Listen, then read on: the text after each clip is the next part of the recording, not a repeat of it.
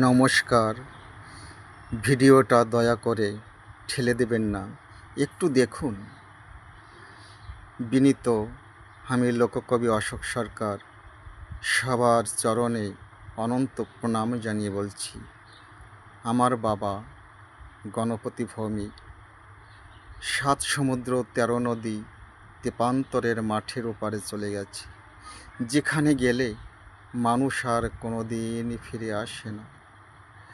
তাই সবার কাছে আমার আকুল বিকুল প্রার্থনা, সবাই আমার গোবিন্দের চরণে এই প্রার্থনা পৌঁছে দিবেন, আমার বাবার আত্মা যেন আমার গোবিন্দের চরণে স্থান পায়। ভক্তের প্রার্থনা সবচেয়ে বড়। ভক্ত যদি ভগবানের কাছে তাদের প্রার্থনা পৌঁছে দেয়, ভগবান তার মনের বাসনা পূরণ করেন। ধর্মগ্রন্থে আছে, পিতা স্বর্গ পিতা ধর্ম, পিতা হি পরমং তপ, পিতরি প্রীতিমাপন্নে প্রিয়ন্তে সর্বদেবতা। পিতা হল সকল মানুষের বটবৃক্ষের ছায়া।